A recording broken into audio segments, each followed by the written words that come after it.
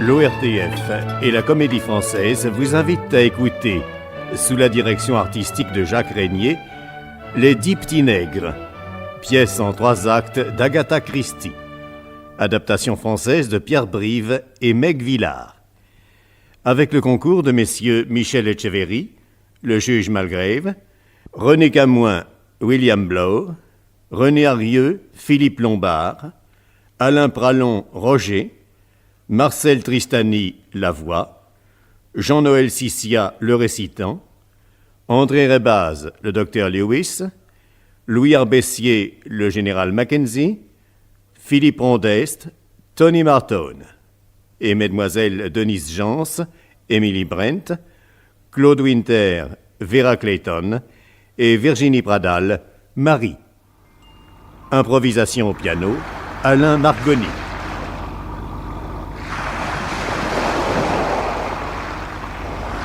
Dans une maison qui surplombe la mer, un grand salon luxueux ouvre sur une terrasse par une large baie. Au-dessus de la cheminée sont peints les 10 quatrains de la chanson des 10 petits nègres qui illustrent 10 petites figurines de négrillons. Par terre, une peau d'ours. Roger, qui n'a rien de domestique stylé, achève de mettre de l'ordre dans la pièce. Brusquement, son attention est attirée par un bruit qui vient du dehors. Il va jusqu'à la baie qui est ouverte et appelle. Harry! Oui! Tu te dépêches! Pourquoi? Eh ben les voilà, le canot arrive, dans 5 minutes ils seront ici. Déjà? Mais comment déjà? Tu sais bien qu'ils doivent venir pour le dîner, où étais-tu? Je me faisais une beauté. Oh ouais, tu crois encore au miracle? Quand tu es seul avec moi, tu n'es pas si coquette. Mais c'est pas la même chose, on est mariés tous les deux. Ah, allez, retourne à tes fourneaux, rien ne sera prêt. On a bien le temps, je suis sûre qu'ils mangeront que dans 1 heure. Puis je connais les gens du monde, plus ils dînent tard et puis ils se croient intelligents. Combien seront-ils? Tu ne le sais pas? Tu m'as dit que tu avais la liste des invités, mais je l'attends toujours pour mettre le couvert. Ah oui, c'est vrai, j'ai oublié. Ouais, tu aurais pu me la demander plus tôt. J'ai oublié, voilà tout. On n'a pourtant pas eu grand-chose à faire. Tiens, ta liste. Ah ouais. 8 personnes. Vera Clayton. Ah, ça doit être la secrétaire des Onymes. Je n'aime pas beaucoup les secrétaires femmes. Bon, elles sont encore plus antipathiques que les infirmières. Elles se donnent des airs de grandes dames, elles font la roue. Elles méprisent les braves domestiques comme nous. Allez, va donc à la cuisine au lieu de te plaindre. Ma cuisine? Ah bah oui. En tout cas, si j'avais une cuisine à moi, elle ne serait pas si moderne. Je m'y perds dans tous ces fourneaux électriques. Attention, je les entends. Allez, sauve-toi. Es-tu la cuisinière, oui ou non? Tu peux être fière d'être le larbin. Je Allez. te laisse seule, n'aie pas peur. À tout de suite, majordome. Paraissent Vera Clayton et le capitaine Lombard. Ouf. Ah, bravo! Vous avez grimpé la côte comme une gazelle. Oh, c'est féerique ici. N'est-ce pas? Rien que la mer partout et le ciel. Excusez-moi, mademoiselle, vous êtes mademoiselle Clayton? Ah oui. Vous êtes Roger? Pour vous servir, mademoiselle. Alors, bonsoir, Roger. Bonsoir, mademoiselle. Voulez-vous avoir l'obligeance de monter les valises dans nos chambres, je vous prie? J'allais vous le proposer, mademoiselle. Vous êtes déjà venu ici?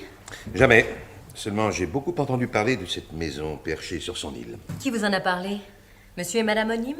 Non, mais c'est un de mes amis qui avait fait bâtir... Ah, Charles! Le ténébreux Charles Wallace? Eh oui. Une sombre histoire, n'est-ce pas? Une histoire d'amour, tout simplement. Wallace aimait, il était jaloux à en perdre la raison. Il a acheté cette petite île et dessiné lui-même les plans de cette maison pour sa maîtresse, espérant que, séparée du monde, elle lui resterait fidèle. Il n'a même pas mis le téléphone. Et la jolie créature s'est lassée? Oui, un jour elle s'est enfuie, et Charles a vendu l'île aux Onymes. C'est tout. Mais où sont-ils, au fait? Qui? Les Onymes. Il faut que j'aille les prévenir, ils n'ont pas dû nous entendre. Oh, vous n'allez pas m'abandonner. Oh, vous n'avez pas pitié. Votre emploi de secrétaire vous oblige à tenir compagnie aux invités. Vous avez gagné, je reste. Si nous buvions quelque chose en les attendant. J'ai une soif terrible. Ah ben, il y a tout ce qu'il faut. Servez-vous, ne vous gênez pas. Il faut dire que du débarcadère à ce salon, la côte est rude.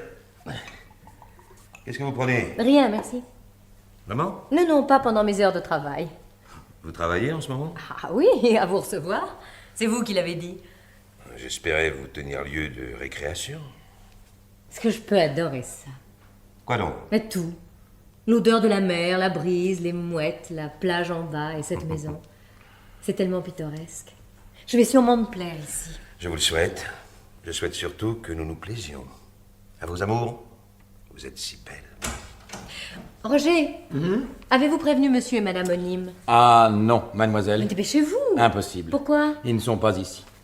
Pas ici. Non, ils ont été retenus à Londres, ils n'arriveront que demain. Tenez, voici la liste des invités. Merci. Mademoiselle m'excuse, je vais mettre la table. Je vous en prie. Bien. Mais c'est effrayant, qu'est-ce que je vais faire?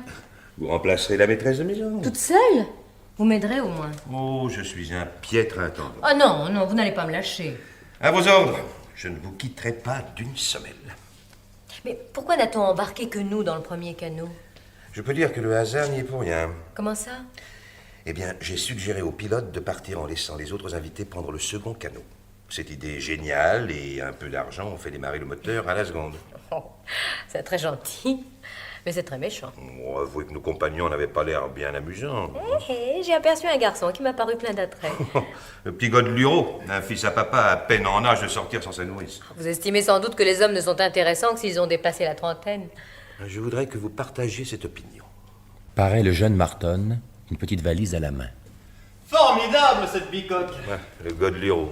Madame, mes compliments. Alors, je ne suis pas la maîtresse de maison, monsieur. Je ne suis que la secrétaire de madame Onime. Et madame Onime s'excuse, elle a été retenue à Londres, elle ne sera ici que demain. Vous m'envoyez désolé. Permettez-moi de vous présenter le capitaine Lombard, monsieur...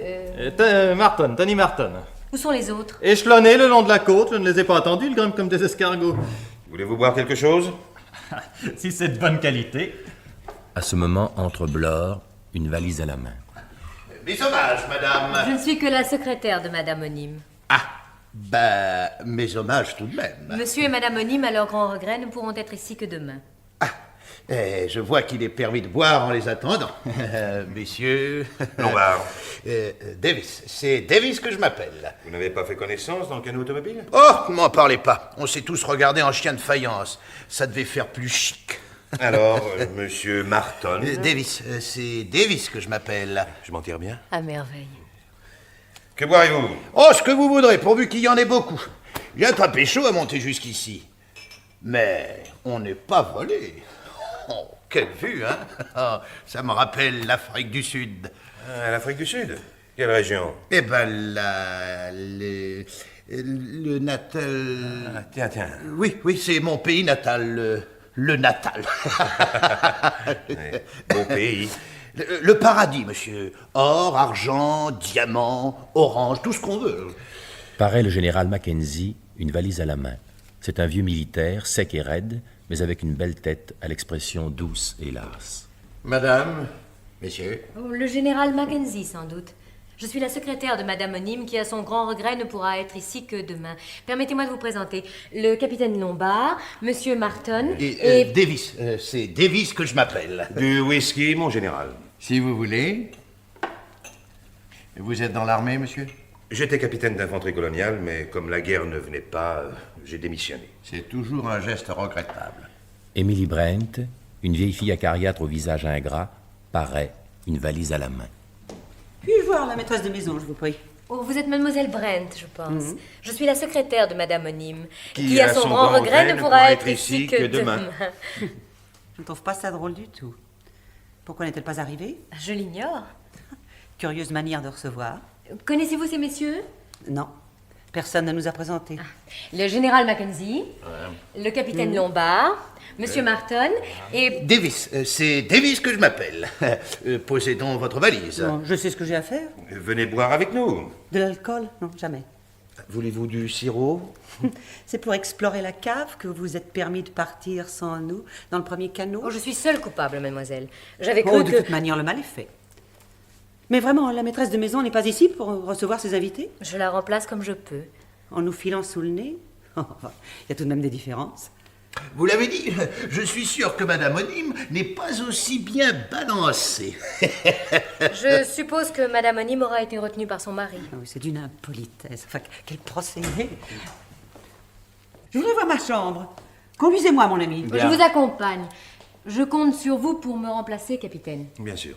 Je vois que vous êtes déjà de grands amis. Oh, quelle impudence. Malgrève entre par la baie. C'est un homme d'une cinquantaine d'années, au visage grave. Il a naturellement une valise à la main. Je me permets de me présenter, capitaine Lombard. Nos hôtes ne sont pas encore arrivés. Enchanté, monsieur. Je suis le juge Malgrève. Nous sommes en train de nous désaltérer. Voulez-vous être des nôtres? Très volontiers. Bravo. Venez donc. Vous n'êtes pas trop essoufflé, non? Davis. C'est Davis que je m'appelle. Ça, c'est une maison, hein? Qu'est-ce qu'on va être tranquille. Très tranquille, en effet. Buvez, vous m'en direz des nouvelles. Vous étiez le dernier? Non, il y avait encore un passager qui s'est attardé en bas. La plage le séduisait. Qu'est-ce qu'il dira quand il sera ici? C'est une maison formidable. Et la secrétaire, elle est pas formidable aussi? On ne doit pas s'ennuyer avec elle. Où a-t-elle disparu? Elle installe Mademoiselle Brent. Voulez-vous que nous fassions un tour dans le jardin en attendant? Pourquoi pas? Il faut bien passer le temps. Merci. À tout de suite, messieurs. Et ne buvez pas tout. Vous ne vous asseyez pas? C'est que... Je m'excuse, mais... Vous occupez mon fauteuil. Votre fauteuil? Vous êtes donc de la famille? Non, je ne suis même jamais venu ici, mais à mon cercle, depuis 10 ans, mon fauteuil est près de la cheminée. Alors comme je suis un vieux maniaque, partout où je vais, je ne peux m'asseoir que près de la cheminée. Je dois vous paraître un peu ridicule. Pas du tout, non. Nous avons tous nos petites manies. Mais vous êtes trop bon. Entre nous, je ne sais pas du tout pourquoi on m'a invité. C'est la première fois que cela m'arrive depuis 4 ans. Je suis très touché. Très touché, vraiment. Ces messieurs veulent-ils voir leur chambre? Ah, dites-moi, Monsieur? savez-vous si Madame Constance Kellington est attendue? Je ne crois pas, monsieur, à moins qu'elle ne vienne demain avec monsieur et madame Onim. Ah. Si vous voulez bien me suivre? Volontiers. Par ici, monsieur. Blore revient de la terrasse et regarde les quatrains qui sont au mur lorsque Lewis paraît, une valise à la main. C'est un bel homme de 45 ans environ. Il est tatillon, semble las et marche lentement. Oh, pardon. Vous étiez ici depuis longtemps? Davis. C'est Davis que je m'appelle. Lewis. Lewis? Le docteur Lewis? Oui. Je vous ai bien reconnu, hein? Vous n'êtes pas un de mes clients, je ne vous aurais pas oublié. Ah non, c'est vu au tribunal, vous veniez témoigner. Vous êtes dans la magistrature? Ah non, je viens des colonies. Tous les procès de la mère patrie m'intéressent. N'est pas normal? Si. Vous ne buvez rien? Merci. Ah, vous n'êtes pas comme moi. Dites donc, c'est rudement bien ici, hein? Vous parlez d'un palace.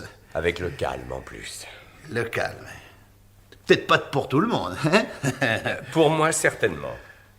C'est le calme idéal pour détendre les nerfs. Je suis un spécialiste des nerfs. Je sais. Assez réputé, même. Dites-moi, je ne vous ai pas vu dans le train. Vous êtes arrivé jusqu'au bord de la mer en auto? En auto, oui. Vous avez trouvé à garer votre voiture? Évidemment. Ah. Vous avez fait de la vitesse? Jamais. C'est mauvais pour la santé. Par contre, j'ai été dépassé par un petit imbécile qui allait comme un fou. Pour un peu, il m'envoyait dans le fossé. Ah, c'est lui qui aurait dû y aller, pas vrai? C'est tout ce que ça mérite, ces jeunesses-là.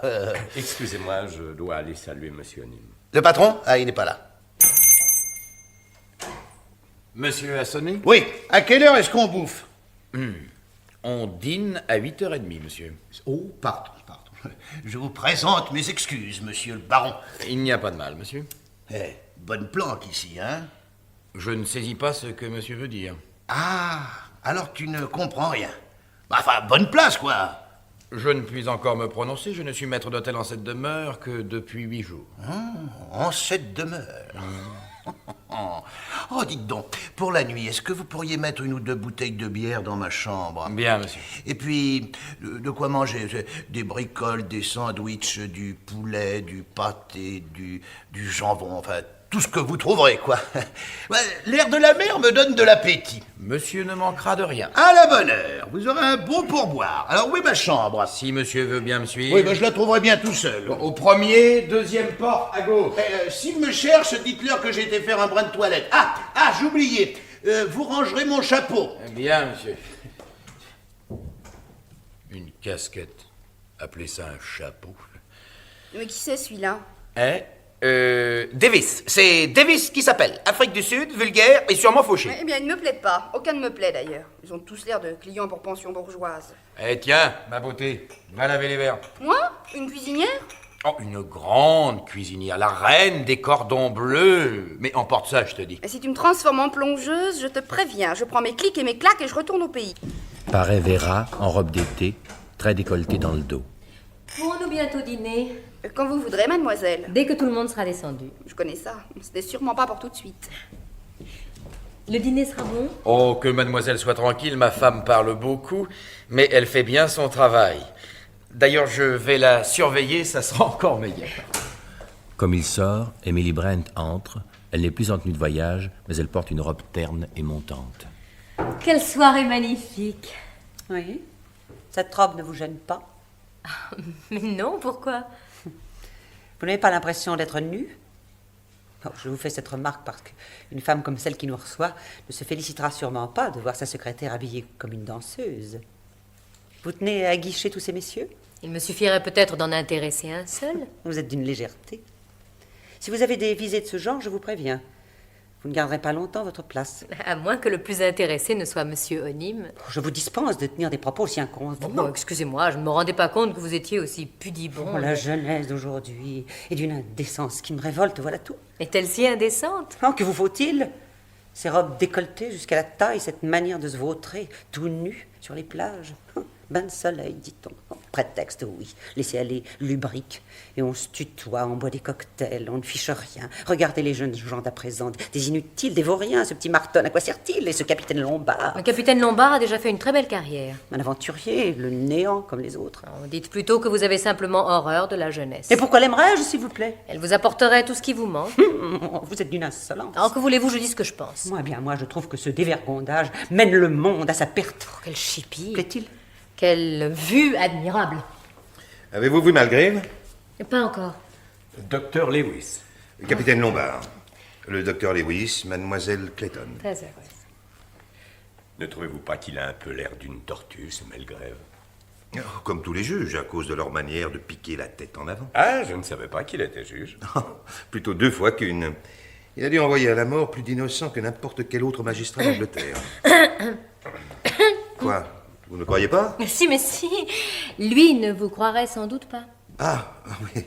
Mademoiselle, permettez-moi de vous présenter le juge Malgrave. Monsieur. Puisqu'on ne daigne pas me présenter, je me permets de me rappeler à votre souvenir. Mais oui, en effet. N'êtes-vous pas mademoiselle Brent? Ah, vraiment? Vous vous souvenez? En ce cas, puis-je vous demander quelque chose? Je suis à votre disposition. Pas devant tout le monde. Sur la terrasse, voulez-vous? Je vous recommande mademoiselle Brent pour son tact et son amabilité. Ah, vous m'avez eu, capitaine. Il m'a laissé escalader un rocher pour revenir le premier auprès de vous. Il espérait peut-être que je me casserais la figure. Mais je suis en veine aujourd'hui. Sur la route, j'ai bien failli aller dans le fossé à cause d'un vieil imbécile. Comment est votre voiture? Un cabriolet beige à liseré rouge avec le pare-brise baissé? Oui? Vous la connaissez? Un peu. Le vieil imbécile, c'était moi. Ah, parfait. Faudra que vous appreniez à conduire. Voulez-vous que je vous donne des leçons? Des leçons? C'est vous, jeune homme, Non, qui... monsieur Marton, si vous nous prépariez des cocktails. Quoi, j'ai fait une gaffe? Oh, à l'avenir, soyez un peu plus prudent. C'est un barman merveilleux et moins redoutable dans cet exercice qu'au volant d'une automobile. Heureusement. Le genre d'accident qu'il faut éviter. Mes compliments, Madame Onim. Madame Onim, pourquoi? Vous me paraissez l'épouse idéale pour un grand homme d'affaires. Est-ce que vous faites toujours autant de compliments aux femmes? Non, seulement quand elles le méritent. Et vous le méritez. En êtes-vous sûr? Ça y est, me voilà bichonné. On pourra dîner quand vous voudrez. Prendrez-vous un cocktail? J'en prendrai même 2 si c'est possible. Je me demande ce que mademoiselle Brent a pu dire au juge Malgrave. Elle avait peut-être, comme moi, très envie de se déclarer. Si vous saviez que... Je sais, capitaine, mais nous ne sommes pas seuls. Hélas, quel beau rêve ce serait s'il n'y avait que vous et moi dans cette île. Vous n'avez manqué de rien, général? Non, l'eau est aussi chaude qu'au cercle, c'est tout ce qu'il me faut, merci. Un cocktail? Non, merci. Vous n'allez pas me refuser? Oh, il y a d'autres personnes à servir avant moi. À ce moment, Roger entre, allume les lampes et tire les rideaux. Je trouve qu'il n'y a que vous d'intéressante ici. N'est-ce pas votre avis? Oh, vous vous oubliez, cher monsieur. Ne râlez pas, je parlais des femmes. Pourquoi ne faites-vous pas la cour à mademoiselle Brent? Très peu pour moi, je vous la laisse. Non, sérieusement, vous me plaisez. Autant je vous emmène dans ma voiture, ça vous va? Trop tard, mademoiselle Clayton a déjà organisé son voyage. C'est vrai, ça? Mais Ah oui, je comprends, le capitaine Lombard vous a mis le grappin dessus. Mais là, vous pourriez surveiller votre façon de parler, non? Ça vous vexe? regardez-la bien. Parce que j'ai mes chances aussi. Je vous dispense de vos mufleries. Oh, vous avez vu? Venez admirer ces 10 petits nègres. Et prenez exemple sur eux, ils vivent en parfaite harmonie. Oh, et que font-ils sur cette cheminée? Et ils illustrent la chanson. Mais tous ici, nous avons chanté ces couplets quand nous étions enfants. 10 petits nègres allèrent tous dîner. L'un d'eux s'étouffa, il n'en resta que 9. 9 petits nègres s'endormirent très tard. L'un ne se réveilla pas, il n'en resta que 8. 8 petits nègres partirent pour le Devon. L'un d'eux s'égara, il n'en resta que 7. 7 petits nègres coupèrent du bois. L'un se coupa en deux, il n'en resta que 6. 6 petits nègres jouèrent avec une ruche. Une abeille en piqua un, il n'en resta que 5. 5 petits nègres voulurent faire leur droit. L'un se fit emprisonner, il n'en resta que 4. 4 petits nègres allèrent en bateau. En rouge on avala un, il n'en resta que 3. 3 petits nègres allèrent au taureau. Un gros ours en saisit un, il n'en resta que 2. 2 petits nègres virent un bain de soleil. Un grain tout roussi, il n'en resta plus qu'un. Un petit nègre devenu solitaire, découragé se pendit et il n'en resta plus. Ça, c'était vraiment l'échelle de mon enfance. Silence! Silence, je vous prie. Au nom de Dieu et des hommes, je vous accuse, mesdames, messieurs, d'avoir commis les crimes suivants. Docteur Lewis, vous avez causé la mort de Jeanne Carrel. Général Mackenzie, vous avez fait tuer l'amant de votre femme. Emily Brent, vous êtes responsable de la mort de Béatrice Taylor. William Blore, à cause de vous, Jacques Simpson est mort. Vera Clayton, vous avez tué Pierre McNeil. Philippe Lombard, par votre faute, 20 indigènes de l'Afrique du Sud ne sont pas revenus d'une expédition dans le désert. Tony Marton, c'est vous qui avez assassiné les jeunes Campbell.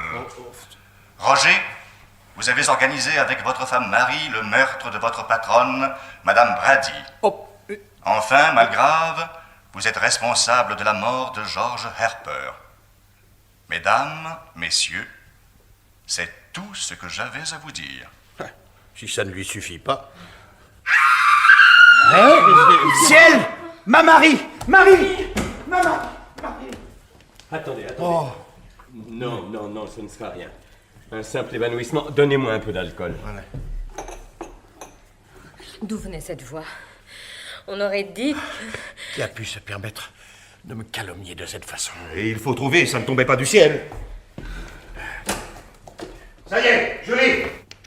Au nom de Dieu et des hommes, je vous accuse, mesdames, messieurs, d'avoir commis les crimes suivants. Arrêtez qu'il se taise, mais c'est odieux! Je suis de votre avis, c'est une plaisanterie sinistre!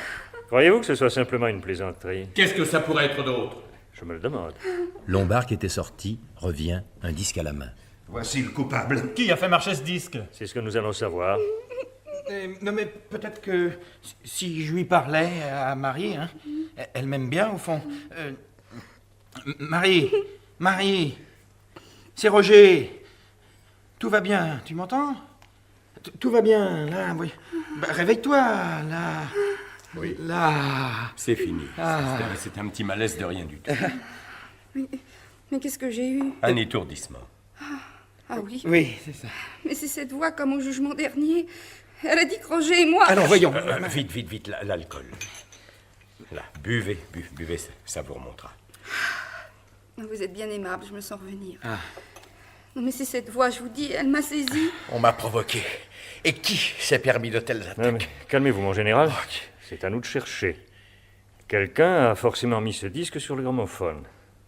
C'est vous, Roger, n'est-ce pas? Oui, monsieur le juge. Pourquoi? On m'avait dit de le faire. Qui vous l'avez dit? Monsieur Nîmes. Vraiment? Ah, parole d'honneur, monsieur le juge. C'est ce disque-là que je devais mettre, même qu'il y a une... Tiens, il y a une étiquette avec un nom dessus. Sur le disque? Oui, monsieur le juge. La mort du cygne. Ah, bien trouvé comme titre. Non? Oui. Excusez-moi. C'est stupide. On m'a accusé, ça ne se passera pas comme ça. Monsieur Onim se sera cru spirituel. Spirituel, c'est d'un mauvais goût. Qui est ce monsieur Onim? Je lui dirai ma façon de penser. Mais c'est vrai, qui est ce monsieur Onim? Monsieur Onim. Monsieur Onim. Bon, Roger, votre femme a besoin de repos, conduisez-la dans sa chambre. Mettez-la au lit et revenez aussitôt. Oui, monsieur le juge. Je vais vous aider. Pas de complications à craindre, docteur? Non, non, non, non, non. Cette voix. Mais c'est cette voix. Mais tais-toi donc, bon sang. J'ai déjà assez peur comme ça. Voyons. Je sais pas ce que vous en pensez, mais je prendrais bien un whisky. Pour vous? Oui, avec plaisir. Non, ne vous dérangez pas. Si je pouvais avoir un verre d'eau, j'ai la Non, gorge. rien de plus facile. Oh, cette fois, je vous tiendrai compagnie. J'ai besoin d'un coup de fouet, moi aussi. Me faire ça à moi, un général. Voilà. Elle passera une bonne nuit, mais je lui ai donné un calmant pour la faire dormir. Bon, maintenant, au travail. Roger, vous allez me dire tout ce que vous savez sur monsieur Onim. Alors, je vous écoute. Cette maison est à lui, monsieur le juge? Ça, vous ne m'apprenez rien. Mais lui, comment est-il? Je ne l'ai jamais vu. Vous n'avez jamais vu monsieur Onim? Non. Ma femme et moi, on a été engagés par un bureau de placement, la Regina. Ah, je connais, on pourra vérifier. Vous avez votre lettre d'engagement? Oui, monsieur le juge. Bon, vous êtes donc arrivé ici directement? Il y a 8 jours. Et dans quel état se trouvait la maison? Oh, bien rangé, propre. Des conserves dans les armoires. Il n'y avait plus qu'à donner un coup de plumeau et à se faire apporter le pain, le lait, par un des canaux automobiles. Et puis? Et puis on a reçu une lettre, préparer la maison pour 8 personnes. Et hier matin, une autre lettre. Monsieur et madame Onim prévenaient qu'ils arrivaient en retard. Ils disaient aussi comment il fallait faire pour le phonographe. Tenez, c'est écrit, là. Papier en tête du Ritz. Tapé à la machine. Underwood portative numéro 5, presque neuve, aucun caractère n'est abîmé. Ça ne nous aidera pas beaucoup. Et pas moyen de retrouver les empreintes digitales. Trop de gens ont tripoté cette lettre. Ma parole, on dirait un détective professionnel. Vous avez vu la signature? Azincourt Noblemer Onim. Qu'est-ce qu'on a dû se moquer de lui à l'école quand il était gosse? Je vous remercie, M. Martin, d'avoir attiré mon attention sur ce point qui aura peut-être son importance. Voyons, je prie ceux qui connaissent M. et Mme Onim de nous donner sur eux tous les renseignements qu'ils possèdent. Personne ne veut commencer? Par là, je vais donc être obligé de vous interroger à tour de rôle. Mademoiselle Clayton? Comme Roger, je ne les ai jamais vus. C'est une agence qui m'a offert la place et payée par mandat. Ah, nous aussi, on a eu un mandat. Je ne les connais pas non plus. J'ai reçu une dépêche d'un copain. Il me disait que les Onim étaient ses amis et m'offrait un petit séjour dans leur île. Je suis venu, histoire de rigoler un peu. Et vous, docteur? Monsieur Onim m'écrit que les nerfs de sa femme lui donnent de l'inquiétude. Il fait appel à moi pour la soigner. Comme il se recommande d'un de mes confrères et que ses honoraires sont fort intéressants, je trouve normal d'être venu sans le connaître. Oui, évidemment. Et vous, mademoiselle Brent? Moi, j'étais persuadée que c'était une ancienne amie qui m'invitait. Cette lettre contient toutes sortes de détails sur ma vie d'il y a 10 ans. Et regardez, la signature est illisible. A-N... Et en effet, on ne peut pas lire le nom. Mais je pense à quelque chose. Non, un instant, je vous prie. Mais c'est que... Non, s'il vous plaît. Votre tour viendra. Mon général, comment êtes-vous ici? Invité par lettre, signé Annabella Nathalie Onim. Elle me parlait de vieux amis que je devais rencontrer dans son île. Si j'avais su... Oui, moi aussi, je crois y retrouver une cousine, Constance Killington. Et vous, Lombard? Même cas, ami commun. Bon, donc, personne d'entre nous ne connaît les Onim. Par contre, ils sont l'un et l'autre très au courant de nos vies privées. C'est étrange. Vous avez oublié d'interroger monsieur. Ah oui, c'est exact. Monsieur William Blore. Davis, c'est Davis. Ah non, monsieur Blore, non. Pourquoi cette obstination à nous donner un faux nom? Vous êtes William Blore, j'en suis sûr. Quand la terrible voix vous a nommé, elle a bien dit William Blore. Vous avez, comme chacun de nous, laissé paraître une inquiétude assez visible. Ne nous faites pas perdre notre temps avec ces enfantillages. D'accord, je suis Blore. Et après? Après, vous avez raconté que vous veniez du Natal. Je n'en crois pas un mot. Je connais l'Afrique du Sud et le Natal comme ma poche, et je jurerais que vous n'y avez jamais mis les pieds. D'accord, c'est faux. Maintenant, je peux vous le dire, je suis un ancien inspecteur de police. Un flic? C'est con. Un détective, s'il vous plaît, monsieur, et qui a été payé par les patrons pour vous surveiller, parce qu'ils n'avaient pas confiance en vous. En nous? Ah, vous connaissez donc les Onim? Non. Ils m'ont convoqué et payé par mandat comme les autres, pour protéger les bijoux de Madame Onim contre un vol possible. Je vous demande un peu, Madame Onim. Je parie tout ce que vous voudrez qu'elle n'existe pas, et encore moins que ces bijoux. Ah, je ne suis pas de votre avis. Toutes les lettres sont signées différemment, mais chaque fois nous retrouvons les initiales AN et Onim, c'est-à-dire anonyme. Oh, coïncidence. Probablement pas. C'est un mauvais calembour, mais qui cache un mystère assez troublant. Monsieur et Madame Onim ne sont qu'une seule et même personne. Ah, voilà que je recommence à avoir des frissons. Ce serait de la folie, voyons. Peut-être bien. Nous avons affaire sans doute à un fou, mais à un fou dangereux, qui s'est donné la peine de prendre des renseignements sur nous et qui vient de nous accuser d'une façon formelle et machiavélique. Ah non, mais moi j'y suis pour rien dans tout ça. C'est du chantage. C'est du chantage. Mensonge. Non, mais monsieur le juge. Écoutez-moi. Notre hôte anonyme, si j'en juge par mon propre cas, n'est pas tout à fait aussi mal renseigné que vous semblez le dire. Il a prétendu que j'étais responsable de la mort de George Harper. Enfin, tout dépend de ce qu'on entend par responsable. Ah oui, c'est une vieille histoire. J'ai été juge dans une ville de province. Harper était accusé de meurtre. Il se défendit avec la dernière énergie, mais j'étais sûr de sa culpabilité. Je l'ai condamné à la peine capitale. J'ai ma conscience pour moi. Vous connaissiez l'accusé personnellement? Non. Il n'a pas l'air très convaincu. Vous avez raison, de toute manière, cet Onim est complètement fou. Oui, mais rudement bien informé de nos faits et gestes. Ah, pardon, je proteste. Au cours de la guerre 1914-1918, j'ai en effet envoyé pour une mission mortelle un de mes jeunes officiers. Mais il n'était pas l'amant de ma femme. Vous me croyez, n'est-ce pas? Je commence à y voir clair. En somme, chacun de nous est accusé d'avoir, directement ou indirectement, causé la mort de quelqu'un. Mais chacun de nous est également capable d'expliquer qu'en réalité, il n'est pas fautif. C'est bien cela? Parfaitement. C'est ça, vous l'avez Si dit. j'ai carambolé les deux gosses Campbell, c'est qu'ils sortaient en courant d'une maison. Ils se sont jetés sous ma voiture, pas moyen de freiner. C'est tout de même pas ma faute. Ah, vous deviez rouler à toute allure. Et quelle a été votre punition pour cet accident? On m'a retiré mon permis de conduire pendant 1 an. Ça m'a assez gêné. C'était évidemment peu de choses pour avoir tué 2 enfants. Mais puisque je vous dis que je pouvais pas faire autrement. Et puis ça a été jugé, n'en parlons plus. Mais puisque vous le désirez, n'insistons pas. Oui, c'est ce que je pensais. Chacun de nous est persuadé qu'il a sa conscience pour lui. Eh bien, moi, je plaide coupable. Comment cela? Vous? Oui, Un dévoyé, je l'avais bien deviné. j'ai en effet laissé 20 indigènes seuls dans le désert. Oh. Vous avez abandonné vos hommes? Je l'avoue. C'était pour moi une question de vie ou de mort. Je n'ai pas hésité entre eux et moi. Mais c'est...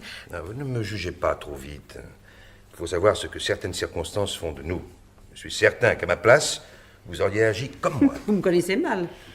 Bon, je propose qu'après cet aveu, nous suspendions notre enquête. Dites-moi, Roger. Oui, monsieur le juge.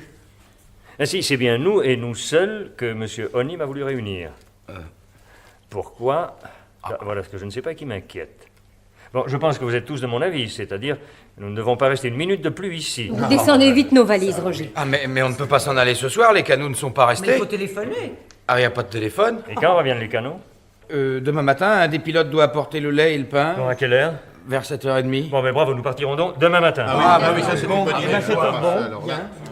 Ouais, je ferai mon enquête là-bas, ce sera moins dangereux. Mais pas aussi excitant. Sincèrement, elle vous déplaît cette histoire-là? On se croirait en plein roman policier, j'adore ça, moi. Les romans policiers sont bons à lire, pas à vivre. Parce que ça peut être pot au feu, un magistrat. Moi, il m'amuse, votre Onim, même s'il est fou, même s'il a une idée de derrière la tête. Tenez, je bois à sa santé. Mort? Mort? Il buvait trop. Oui, ce serait étouffé. Non, on ne s'étouffe pas comme ça. Messieurs, ce garçon n'est pas mort de mort naturelle. Il y aurait eu quelque chose dans son whisky? Oui, sans doute du cyanure. L'effet est instantané. Mais qui aurait mis du cyanure dans son verre? Mais lui-même, parbleu. Oui, certainement. Un suicide? Oui. Ce garçon était si gai, si insouciant, aimant la vie. Comment est-ce possible? Regardez. Quoi? Un des petits nègres de la cheminée. Il est en 1000 morceaux. Charmante soirée.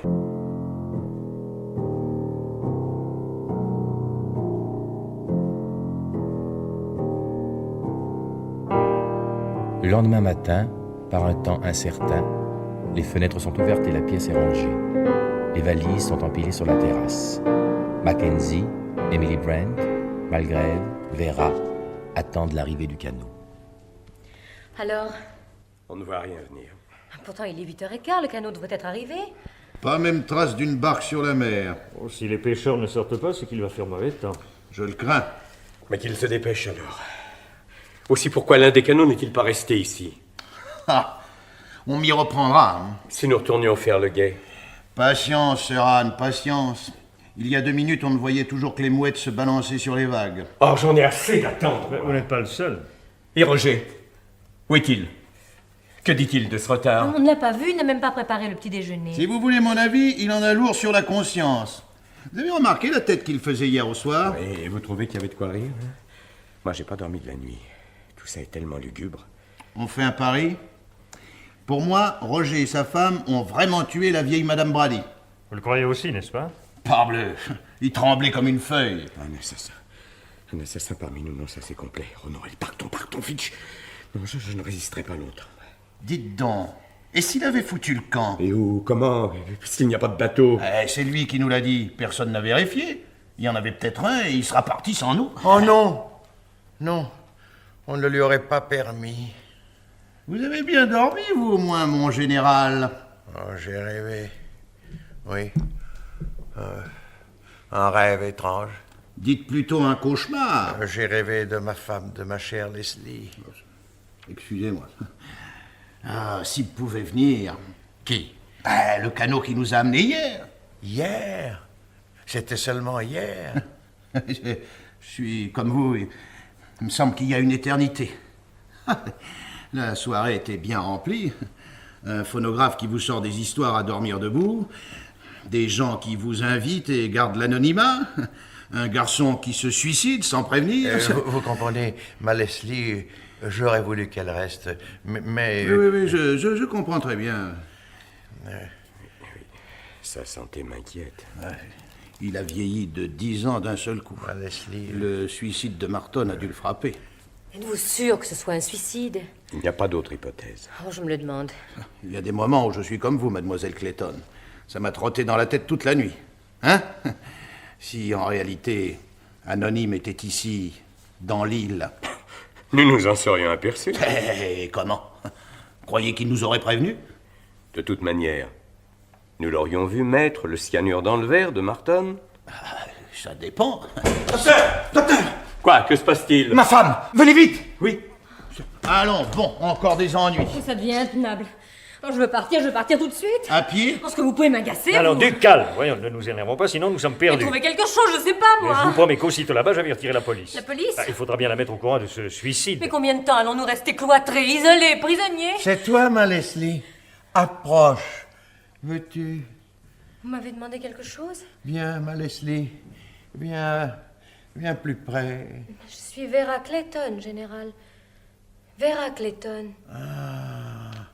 Ah, excusez-moi, je vous prenais pour elle. Mais elle est morte depuis longtemps, m'aviez-vous dit? Je le croyais. Maintenant, je sais qu'elle est ici, dans l'île. Bonjour tout le monde. Bonjour. Je suis en retard. Ah, j'ai dormi comme une souche. Le bateau nous attend? C'est nous qui l'attendons, oui. Bonjour. Vous êtes plus élégante que jamais. Si vous croyez que j'ai le cœur à penser à ma toilette. Oh, qu'est-ce que vous avez tous? Oh, voilà des têtes sinistres. On a mal dormi. Ça vous étonne? Vous auriez dû faire comme moi, 8 heures sans me réveiller. Vous n'avez même pas été dérangé par vos 20 indigènes d'Afrique du Sud? Et vous, c'est la mort de Jacques Simpson qui vous a donné de l'insomnie? Gardez vos plaisanteries pour vous, elles sont stupides. C'est pas moi qui ai commencé. Vous avez déjeuné? Oh, j'ai une faim. Oh, Roger n'a pas la tête à nous servir, je vous assure. Ah, bon pis. Tiens, mais... Pardon? Mademoiselle Brent, hier soir, vous n'aviez ramassé les morceaux que d'un seul petit nègre? Oui, pourquoi? Il devrait donc en rester 9. Eh bien... Il n'y en a plus que 8. Comment? Mais 8? 8, c'est vrai? Ah, ça par exemple. Mais comment ça se fait-il? Vous arrivez à pic, docteur. Une énigme à résoudre. Mais qu'avez-vous? Marie est morte. Oh. Morte? Morte? Oui. Morte? Oui, dans la nuit. Roger croyait d'abord qu'elle dormait. Mais de quoi est-elle morte? Le cœur? Je ne sais pas. A-t-elle pu être empoisonnée? Peut-être. Au cyanure? Comme Marton? Non, avec un narcotique. L'effet est beaucoup plus lent. Et que lui avez-vous donné hier soir? Je vous l'ai dit, un somnifère. Et vous n'auriez pas forcé la dose, par hasard? Que voulez-vous insinuer, monsieur Bloch? Mais ne vous fâchez pas, tout le monde peut se tromper. Même si je m'étais trompé, ce remède n'aurait pas été assez violent. Bon, alors, d'après vous? Sa mort, comme celle de Marton, n'est pas naturelle. Même si le cœur a flanché? Bien sûr, le cœur de cette femme a flanché, mais pas tout seul. Et je voudrais bien savoir qui a donné le coup de pouce. Sa conscience. Sa conscience. Expliquez-vous, mademoiselle. Vous en savez autant que moi. Cette femme et son mari ont été accusés d'avoir assassiné Madame Brady, leur patronne, n'est-ce pas? Ils ont dit que c'était faux. Et pourquoi se serait-elle évanouie, monsieur le détective? Je vais vous le dire, moi. Elle a eu peur, tout simplement. Elle est morte de peur. C'est Dieu qui l'a punie. Vous allez un peu vite. Dieu sait châtier les coupables. Si vous n'étiez pas un mécréant, vous n'en douteriez pas. Permettez-moi de vous apprendre que la Providence laisse au contraire aux hommes le soin de punir eux-mêmes les criminels. Vous voulez dire que cette femme a été tuée par quelqu'un? Je ne dis que ce que je sais. Je suppose. Mais qui l'aurait tué? Qui? Il faut chercher. N'allons pas rester avec cette nouvelle angoisse flottant autour de nous. Oh, ne vous en faites pas, j'ai mon idée. Et elle n'avait rien bu avant de se coucher? Rien. En êtes-vous sûr? Roger me l'a certifié. Roger, nous y voilà. Vous ne comprenez donc pas? Vous avez bien vu sa tête pendant l'évanouissement de sa femme. Il s'est dit qu'elle ne tiendrait pas le coup, qu'elle raconterait comment ils ont tué leur patronne. Alors, hop, une bonne petite tasse de thé avec une pincée de quelque chose dedans. Bois ça, ma cocotte, ça te fera du bien, le tour est joué. On lave la tasse, et le lendemain, on dit au brave docteur, « Non, monsieur, elle n'a rien pris. » Mais la femme est morte, et on est tranquille. Plus de danger qu'elle part. C'est impossible, voyons, sa propre femme. Bah, on voit bien que vous n'avez jamais été marié, hein? Faut être passé par là pour savoir ce qu'on peut arriver à se faire entre époux. Que mademoiselle m'excuse si je suis en retard. Pour le petit déjeuner, je m'en tirerai, mais pour le grand, c'est autre chose. Je ne suis pas un bon cuisinier, je sais seulement faire des pommes de terre frites. J'ajouterai de la galantine en conserve, et puis il y aura du fromage, une compote de fruits et des biscuits. Mais oui, ce sera très bien. On sera parti, surtout. Vous ne croyez pas qu'on va déjeuner ici, non? Je demande pardon à monsieur, mais le bateau ne viendra pas. Et pourquoi? Pourquoi ne viendrait-il pas? Du moment qu'il n'était pas ici à l'heure, c'est qu'il a craint le mauvais temps. Il n'y a rien d'autre pour le service de mademoiselle? Merci, non. Bien. Alors, ce n'est pas lui qui a tué sa femme? Elle est à peine refroidie qu'il s'occupe cyniquement du déjeuner. Et il se moque pas mal que le bateau ne puisse pas arriver. Qu'est-ce qu'il en sait, d'abord, hein? Vous ne voyez donc pas qu'il est anéanti, qu'il agit comme un automate? Moi, je vous dis qu'il nous joue la comédie. Ne vous disputez pas. Ce qui est grave pour nous en ce moment, c'est que nous ne pouvons plus compter sur aucun secours extérieur. Et il nous reste si peu de temps. Si peu de temps. Si peu de temps, pourquoi? Laissez-le, laissez-le. Il commence à m'énerver, celui-là. Si peu de temps. Ne le perdons pas en futilité. Et la mer n'est pas si mauvaise. Le canot n'avait rien à craindre. Il y aura un grain, je vous le dis. Pas avant quelques heures. C'est ce qui m'inquiète. J'ai peur que le redoutable A.N. Onim n'ait donné l'ordre au pilote de rester au port. Et nous ne pouvons rien faire? Mais si, le fou qui a manigancé toute cette histoire se cache dans l'île, j'en suis sûr. Mais cherchons-le, trouvons-le. Et puis, c'est pas ça qui nous permettra de rentrer? Au moins, nous aurons la vie sauve. Vous pensez que... Mes amis, j'ai une bonne nouvelle à vous annoncer. Aucun de nous n'en réchappera. Oh, non, mais qu'est-ce qu'on attend pour le bâillonner, ce vieux-là? Allez, en route, messieurs, finissons-en. Venez, Blore. Et vous aussi, docteur. Dommage qu'on n'ait même pas un revolver. Voici l'affaire. Tiens. Vous avez toujours un revolver sur vous? Il m'a sauvé la vie en plus d'une occasion, et cette fois encore, je n'hésiterai pas à m'en servir. Joli monsieur. Les fous criminels attaquent rarement de front. Ce sont souvent des êtres doux et pacifiques. De vrais petits anges pendant que vous y êtes. Ne tardez pas, je fouille la maison, vous fouillez l'île. Tâchez de tirer le premier. Vous deux ne vous quittez sous aucun prétexte. Allons-y, et donnons-nous la main pour être sûrs de ne pas nous perdre. Il est bien téméraire, ce jeune Lombard. Il a raison. Si cet homme se cache quelque part, il faut le trouver. Mais j'ai l'impression que pour déchiffrer cette énigme, il y a davantage besoin d'intelligence que de courage. Vous ne nous quittez pas? Non, non, non, je vais sur la terrasse pour m'y réfléchir. Croyez-moi, dans un cas pareil, on doit beaucoup réfléchir. Où est donc mon écheveau de laine grise? Vous ne l'avez pas vu? Non. J'ai dû le laisser dans ma chambre. Bon, je vais vous le chercher. Non, non, non, je le trouverai plus facilement. Et puis, je n'aime pas qu'on farfouille dans mes affaires. Comme ils se donnent du mal pour rien, tous. Il vaudrait tellement mieux attendre ici, tranquillement. Attendre quoi? La fin, mon enfant, la fin pure et simple. Non, j'espérais qu'elle se cachait. Qui ça? Ma Leslie. Vous auriez un tel plaisir à la connaître. Ce que j'ai pu l'aimer. Mais voilà, j'avais 20 ans de plus qu'elle, j'aurais dû me méfier. Ce jeune officier était toujours chez nous, il avait plein d'entrain.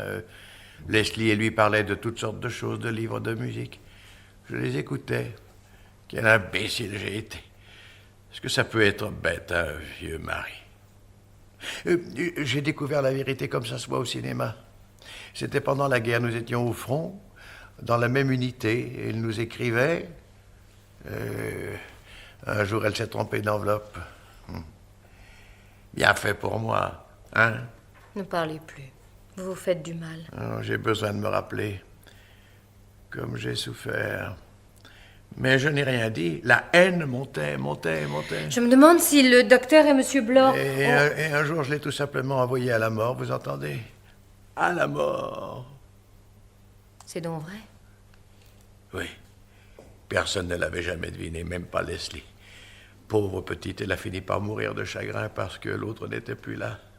Ainsi, je les ai tués, tous les deux. Moi qui ai toujours été un brave homme, mais je souffrais trop. Aujourd'hui, je vais payer. Payer? Que voulez-vous dire? Nous allons tous payer. Quel soulagement, n'est-ce pas? Mais je... Ça vous ennuie de mourir? Vous êtes insensé! Oh, oui, bien sûr. À votre âge, on ne se réjouit pas autant qu'au mien.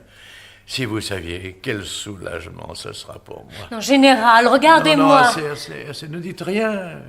Vous ne pouvez pas comprendre. Je vais m'asseoir dehors et attendre que ma Leslie revienne.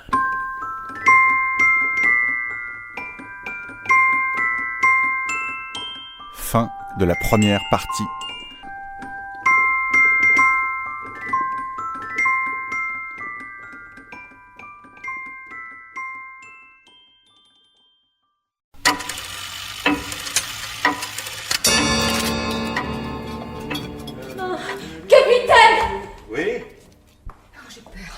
Oh, j'ai peur. Mais non, tout va pour le mieux. La maison ne renferme ni couloir secret, ni trappe dissimulée. Et on ne signale pas de nouvelles victimes. Vous voyez bien que je suis à bout. En effet, vous êtes blanche comme un linge. Allez, prenons un verre. Prenons un verre, il y a 2 morts. Il est 8h du matin, ce vieillard est devenu fou. Nous sommes tous accusés de meurtre et vous pensez à prendre un verre. Pourquoi s'en faire? Je vous le demande puisqu'on peut boire. Bon, je n'insiste pas. Je ne veux pas vous contrarier. Vous êtes bien énervé. Vous m'appelez l'instant d'après, vous ne pouvez plus me supporter. Vous devriez... Oh, assez de vos conseils. Je vous m'exaspérez. Vous n'êtes qu'un raté, un aventurier. Ah, vous m'insultez en plus. Je vous excuse, Vera. Puis ne m'appelez pas Vera, je vous en prie. Pourtant, hier soir, vous m'aviez permis. Eh bien, je ne permets plus, voilà tout. Vous êtes vraiment fâché? Mais combien de fois faut-il vous répéter les choses? Parfait. Vous n'aimez plus la société des ratés et des aventuriers. Vous ne voulez pas prendre un verre. Bon. Je continue donc mes recherches. Quand vous serez de meilleure humeur, vous me le direz. C'est que ce garçon peut être déplaisant. Mais vous êtes souffrante? Le général m'inquiète. Je le crois très atteint. Faut le distraire. Alors, général, on regarde les petits oiseaux? On attend le joli bateau? Et mauvais caractère en plus. Tant pis pour lui. Il recevra comme les autres la punition de ses péchés. Dieu est auprès de nous. Dieu est partout. Oh, je vous en supplie, ne recommencez pas vos imprécations. Oh, vous n'avez pas entendu hier soir? Il a envoyé à la mort un jeune officier. C'est honteux. Qu'en savez-vous? La voix nous l'a dit. La voix vous a bien rendu responsable de la mort d'une certaine Béatrice Taylor. Vous n'en croyez rien, j'espère? Une domestique hypocrite sans moralité. Savez-vous ce qu'elle avait fait? Comment le saurais-je? Elle était devenue enceinte, ma chère. Eh bien... Vous ne comprenez pas? Enceinte, sans être mariée, et chez moi, une fille de 17 ans. Heureusement que j'ai agi. De quelle façon? Je l'ai sermonné, d'importance. Je lui ai montré toute l'indignité de sa faute, ce bâtard qu'elle allait exhiber, le déshonneur sur sa famille, les hommes la fuyant avec horreur, moi-même souillé par sa présence sous mon propre toit. Vous avez osé dire ça à une enfant de 17 ans? Pourquoi pas? Et qu'a-t-elle répondu? Elle a pleuré. Il était bien temps de se repentir. Et vous l'avez chassée? Sur le champ. Alors? Elle a eu bien trop peur de rentrer chez ses parents. Son geste a tout arrangé. Son geste? Oui. Elle s'est noyée, puisque vous voulez tout savoir. Alors la voix n'a donc pas menti. Vous êtes bien responsable de sa mort. Moi? Pour n'avoir pas encouragé le crime? Vous n'avez même pas de remords. Du remords? Et vous êtes complètement amoral, ma pauvre fille. Vous feriez bien de tourner plus souvent vos regards vers le Seigneur. Le petit déjeuner est servi. Silence. Il faut bien que je fasse mon travail. Oh, il a raison, passons à table. Manger. Voilà ce que je mange, moi. Une nourriture spirituelle.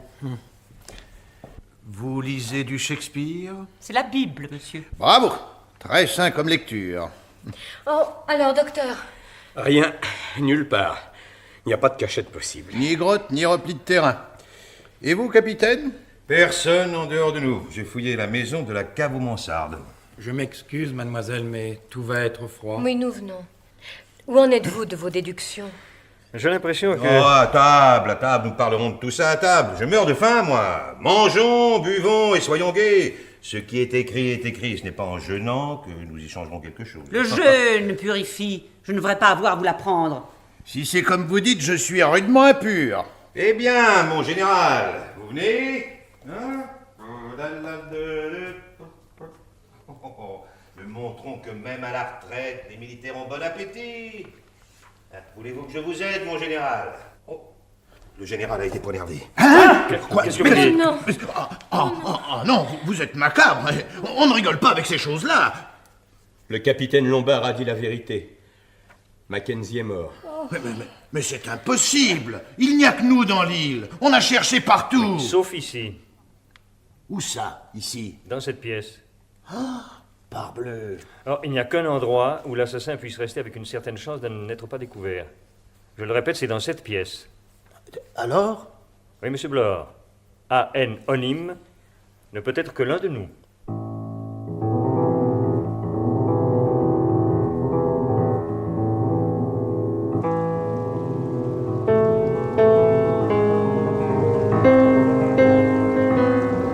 L'après-midi du même jour, la pièce est sombre, la tempête fait rage, la pluie et le vent battent contre les vitres fermées. Vous avez une minute? J'ai tout mon temps. Pourquoi? Je voudrais profiter de ce que nous sommes seuls. Je suis de votre avis, vous savez. À quel sujet? L'assassin est l'un de nous. Évidemment. Et je devine qui c'est. Vous auriez pu le dire plus tôt. Vous ne vous en doutez pas? J'hésite. Vous vous rappelez l'affaire Stansfield? Deux bons vieux assommés à coups de hache dans leur cuisine. Et ils n'avaient auprès d'eux que leur fille, une vieille demoiselle irréprochable. Tellement irréprochable qu'on l'a acquittée. Eh bien? Eh ben, on n'a jamais trouvé le coupable. Et je vais vous dire pourquoi, moi. C'est la vieille fille, pieuse, charitable et tout, qui avait fait le coup. Tiens. Vous soupçonnez mademoiselle Brent? Comment? Elle est folle alliée. Une mystique. Ce sont les plus dangereuses. Et puis, vous n'avez pas remarqué? Elle est la seule à n'avoir jamais peur. Parbleu. Elle ne craint rien, elle. Allez, attention. Voici du café. Il nous remontera un peu. Quel vent! Quelle pluie! Dire que ce matin il faisait si beau. Oh, le temps menaçait déjà.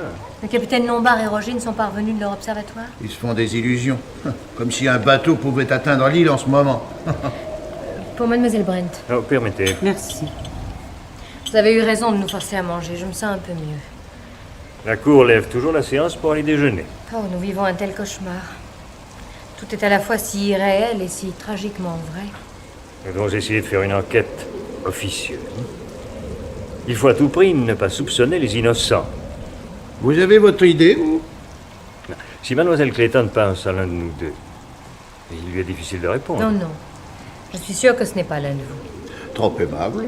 Et qui alors? Qui a soigné la femme de Roger? Qui a tout de suite diagnostiqué le cyanure dans le verre de Martin? Lévis? Tout est si facile, hein, docteur. Ah, il est de fait qui n'en sont pas un mort près. Voilà bien une de vos lubies. Le docteur Lewis a fait son métier, un point c'est tout. Mademoiselle Brent pense à quelqu'un d'autre? Je pense à celui que le Seigneur a désigné pour châtier les coupables. Ça la reprend. Et si c'était Roger? Roger? Ah, vous avez bien entendu. Pendant qu'il nous servait ses explications embarrassées au sujet de cette pauvre Madame Brady. Ah, sa femme et lui l'ont certainement tué. Oh, là-dessus, il n'y a aucun doute. Et d'après vous... Mais non! Roger tremble de peur. Et puis jamais il n'aurait eu assez d'imagination pour combiner cette effroyable mise en scène. Oh, quel fichu temps. C'est avec vous. Voyez? Elle a peur. Qui pensiez-vous que c'était, hein? Qu'est-ce qui vous prend? Je parie que vous n'osez pas me répondre. Qui pensiez-vous que c'était? La petite Béatrice Taylor, sans doute. Je ne parle pas à des gens aussi mal élevés, à des athées. Je prendrais bien un peu de café, moi. Vous êtes trempé, allez au moins changer de souliers. Oh, merci. Vous ne me fuyez plus. J'admire votre cran. Ah, si seulement j'avais aperçu un bateau. Nous sommes bouclés, oui. Personne ne sait nager? Avec une mer pareille. Et puis, nous sommes trop loin de la côte. C'est la noyade à coup sûr. La noyade. Pourquoi dites-vous ça en me regardant? Il y a tout de même des mots que vous préférez ne pas entendre, mademoiselle Brent. Oh, mais l'orage est aussi à l'intérieur. Qu'est-ce qui ne va pas? Vous vous êtes encore disputés? Vous croyez que c'est une situation, vous? Doutez comme ça les uns des autres? De quoi parliez-vous? Je ne doute de personne. Oh, allons, un peu de bonne humeur, nom de Dieu. Ah, vous pourriez surveiller votre langage. Oh, pardon. Si on faisait une bonne flambée, ça nous réchaufferait un peu. Vous avez du bois, Roger? Il y en a sous la véranda, près de l'entrée. Parfait, allez nous en chercher. Bien, Hein? Tenez, vous accrocherez mon imperméable. Bien, monsieur. Excusez-moi, messieurs, dames, mais personne n'a vu le rideau de toile cirée rouge de la salle de bain? Voilà une question. Le rideau de la salle de bain? Oui, il a disparu. Pas de réponse. Tous nos regrets, Roger. Tant pis, monsieur, mais ça me semblait drôle. Comme tout ce qui se passe ici. Ah, vous trouvez ça drôle, vous? Oh, j'appellerai cela du nom qui vous conviendra. Je serais navré de créer un nouvel incident. Allez, soyons aimables, soyons très aimables. Hein? Même si ce n'est pas du tout dans notre nature. Je vais couper du bois.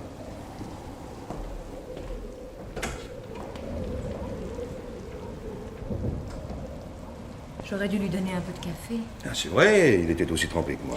Je vais lui emporter. Il va vous adorer. Il vous trouve déjà si gentil. Ça ne fera jamais que le 4 ou 5e. Vous devriez tout de même bien en garder un pour vous, non? Ceux qui veulent prendre du café n'ont qu'à se servir. Où est le docteur Lewis? Dans sa chambre, il était fatigué. J'espère qu'il a pris la précaution de s'enfermer à clé. J'espère aussi. Maintenant, nous sommes sur nos gardes. On ne nous aura pas si facilement. Vous êtes bien naïf. La moindre des choses serait que nous prenions tous certaines précautions supplémentaires. Contre qui? Mais contre chacun de nous. Sinon... nous étions 10, ne l'oubliez pas. Je ne pense qu'à ça, rassurez-vous. Nous ne sommes plus que 7. 7 petits nègres. Dont l'un est un rude salaud. Le mot est encore trop faible. Avez-vous remarqué une chose? Notre criminel suit exactement l'ordre de la chanson. Le premier petit nègre s'étouffe, c'est quasi l'histoire de Marton. Le deuxième s'endort et ne se réveille pas, tout comme la femme de Roger. Le troisième s'égare, et la raison de ce pauvre général s'était en effet égarée. Logiquement, nous devrions maintenant attendre un coup de hache. Je n'aime pas ça. Je n'aime pas que vous parliez de ça en riant. Oh, mais une hache? Mais Roger coupe du bois! Vera! Vera! Oh, Vera, est-ce que j'ai eu peur? Vous? À cause de moi? Et Roger... Il était ravi, oui, pourquoi? Oh, pour rien. Pour rien. On a les nerfs tellement à vif. Le docteur Lewis n'est toujours pas descendu? Toujours pas. Et ça vous laisse indifférent? Ben oui. Un médecin connu du monde entier, sa réputation le met au-dessus de tout soupçon. La vôtre aussi, d'ailleurs. Oh, vous me flattez, monsieur Blore. Mais on a déjà vu des juges devenir fous. Des médecins aussi. Surtout des aliénistes. Sans compter les policiers. Et là, vous n'allez pas me mettre dans le coup, non? Oh, ça, au point où nous en sommes. Eh bien, moi, je préfère voir le docteur ici et non pas dans sa chambre. Qui veut le chercher? Moi. Bon, offrez-lui du café, ce sera un prétexte. Et vous en profiterez pour vous changer. Non, mais s'il refuse de vous ouvrir? Il n'a rien à craindre de moi. Peut-être avoir peur de votre revolver. À propos, il faut que je vous parle. J'y vais, moi. Non, ne vous dérangez pas. Je suis maladroit, mais pas au point de renverser une tasse dans un escalier. J'ai quelque chose à faire dans ma chambre. Allez-y tous les deux. Vous la surveillerez. Oui. Venez, mademoiselle Brent. Demandez au Seigneur qu'il vous protège. Vous aviez quelque chose à me dire? Oui. Je voudrais savoir pourquoi vous avez apporté un revolver, alors que vous ne deviez trouver ici que des amis. Je vous l'ai dit, il ne me quitte pas. L'expérience m'a prouvé qu'il pouvait toujours servir. La preuve. Ce qui m'étonne, c'est que vous ne soyez pas armé, vous, un policier. Un détective, pas un vulgaire agent. Nous ne faisons pas le coup de feu. Nous dirigeons les opérations. C'est vous, hein? Pardon? Allez, à vous, on te laissera tranquille. Oh, vous croyez dans un commissariat de police? Je te dis que c'est toi.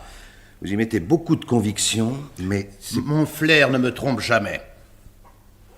Vous soupçonnez tout le monde, vous finirez bien par gagner. Inutile de finasser. Vous n'avez pas apporté ce revolver par hasard. Ça, c'est une autre question. Alors? Mes compliments. Vous avez un certain flair. Oui, dans la lettre qui me priait de venir, on me faisait l'honneur de m'avertir qu'il y aurait du danger. Qu'étant un homme réputé courageux, je ne me laisserais certainement pas impressionner. Mais pourquoi êtes-vous venu? À votre place, je me serais dégonflé. Et tout le monde aurait fait comme moi. L'attrait du danger? Je n'ai rien à regretter, d'ailleurs. C'est bien vague, tout ça, comme explication. Sachez aussi que je suis très curieux de nature. Et la curiosité peut avoir des conséquences terribles. Nous verrons. Vous êtes rudement calme. Il n'est pas donné à tout le monde d'être aussi peureux que vous, monsieur Blore. Et maintenant, allez vous changer, vous finirez par tomber malade. Oui, mon ange gardien, j'y vais. Ne serait-ce que pour apaiser votre inquiétude maternelle. Elle est cousue de fil blanc, son histoire. D'abord, pourquoi n'a-t-il rien dit hier? Il attendait que le danger se précise. Ouais, il est servi. Onim l'a attrapé, comme nous. Chacun avec l'appât qui convenait le mieux. Il est dans la souricière. Lui aussi. Pris comme un rat. Je vous dis que c'est quelqu'un de suspect. Rien ne vous autorise à penser... Vous avez le béguin. Plus moyen de parler objectivement. Allons-nous-en. Allez, vite. Après, il sera trop tard. On n'a pas le droit de... Je n'ai rien fait. Qu'est-ce que vous avez à me regarder comme ça? Je vous en prie, docteur. Vous devriez savoir, et le premier, que si nous nous laissons dominer par nos Mais nerfs... oui, je le sais, mais je suis épuisé à cran. Vous ne venez donc pas de dormir? À peine avais-je fermé les yeux que tout a valsé autour de moi. L'hôpital, la salle d'opération, le couteau sur la gorge. Des souvenirs, sans doute. Et vous? Vous ne rêvez jamais que vous êtes aux assises en train de condamner un homme à mort? George Harper, par exemple. Non, jamais, il avait tué. Le jury voulait l'acquitter, j'étais là, moi. Il n'a pas échappé à son châtiment. Arrêtez! Assez! Arrêtez! Mais faites quelque chose, il devient fou! Regardez les petits nègres. Il en manque un? Non! Il en manque deux! Deux? Roger et Lombard. Oh, pas lui! Pas lui! Oh, je ne veux pas. Non, je ne veux pas mourir. Roger! Roger! Philippe! Que se passe-t-il? Vous n'avez pas vu Roger? Non, pourquoi? Deux! Il en manque deux! Depuis quand? Nous n'avons même pas eu l'intelligence de surveiller ces petits nègres. C'est le docteur Lewis qui s'est aperçu le premier de cette double disparition. Parce qu'il s'est approché de la cheminée. Et alors? Vous n'allez pas m'accuser? Mais quelle importance, voyons. Ce n'est pas pour deux figurines qui manquent que... Eh bien... Roger, à coup de hache. Assommé? Tu es net. Comme dans la chanson. L'un fut coupé en deux, il n'en resta que 6. Vera, voyons, Vera. Mais je n'en peux plus, je n'en peux plus. Allons, c'est fini. C'est fini, vous le savez bien. Soyez raisonnable. La chanson ne peut plus servir. 5e couplet, une abeille piqua l'un d'eux. Il n'y a pas d'abeille. Vous allez voir, tout va très bien se terminer. Pourtant, il n'en reste que 5. Où est mademoiselle Brent? Encore en train de préparer un mauvais coup? Cette fois, je pense que vous êtes convaincu. Nous n'allons plus la laisser agir. Si vous m'aviez écouté plus tôt. Paraît Émilie, les yeux hagards. Elle tient une seringue à la main. Elle veut parler, mais aucun son ne sort de sa bouche. Et brusquement, elle s'effondre sur le sol. Une seringue? Une piqûre? Alors, ce ne serait pas elle? Mais qui? L'un de nous 5. L'un de nous 5? Mais lequel? Lequel?